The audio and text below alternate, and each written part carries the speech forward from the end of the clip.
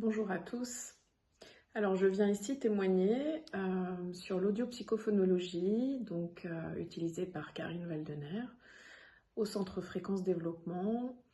Nous avons fait la thérapie pour mon fils il y a déjà quelques années, lorsqu'il avait environ 4 ans, je crois.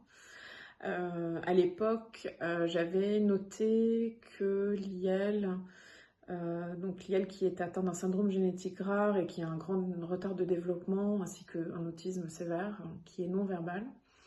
J'avais remarqué qu'à l'époque, il avait en fait à ce moment-là commencé à répondre aux consignes simples auxquelles il ne répondait pas avant la méthode.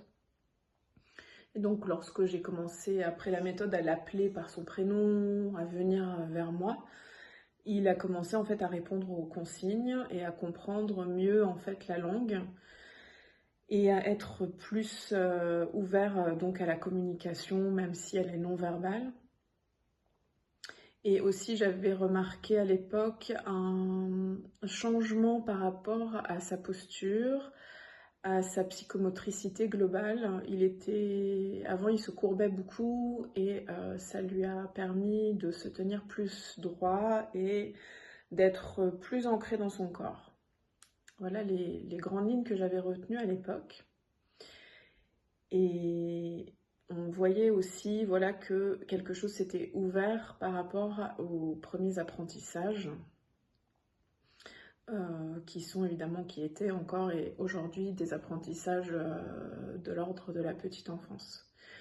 Et là, donc, nous sommes en train de refaire la thérapie, en ce moment, sur des sessions différentes.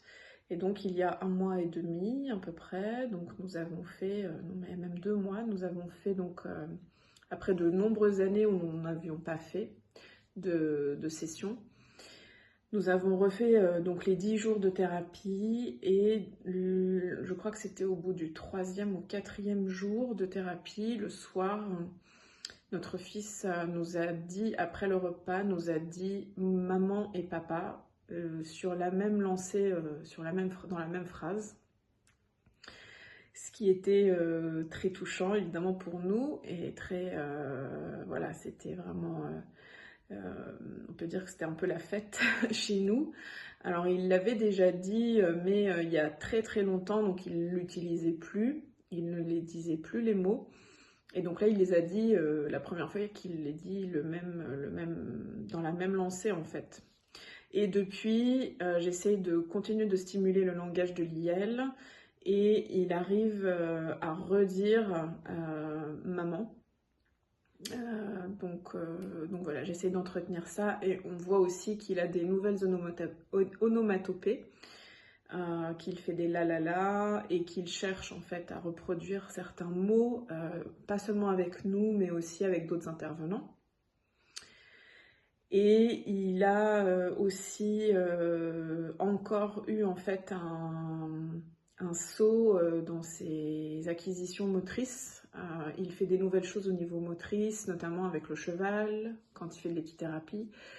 On voit qu'il y a des nouvelles acquisitions qui sont en train de se faire, de nouveau au niveau moteur. Donc aujourd'hui, il a 9 ans et demi. Et aussi, par rapport à la propreté, on a eu un passage aux toilettes de manière autonome. Donc il est allé tout seul aux toilettes, alors que d'habitude, soit il ne sait pas se faire comprendre et donc c'est des accidents, soit il vient nous faire comprendre en touchant son pantalon. Mais là, il a vraiment été aux toilettes de lui-même de manière autonome, donc c'était également une belle victoire pour nous.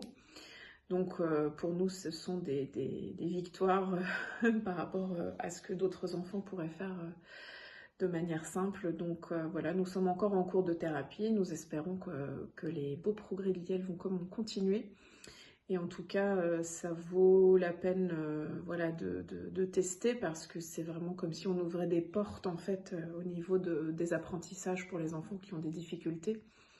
Et donc je vous recommande en tout cas en tant que parent de vous ouvrir à ces pratiques qui peuvent être très riches et qui peuvent donner des coups de boost en fait aux apprentissages des enfants. Donc merci beaucoup Karine de continuer de nous aider à avancer et puis on va encore tenter d'atteindre des grands sommets. On te remercie et à très bientôt.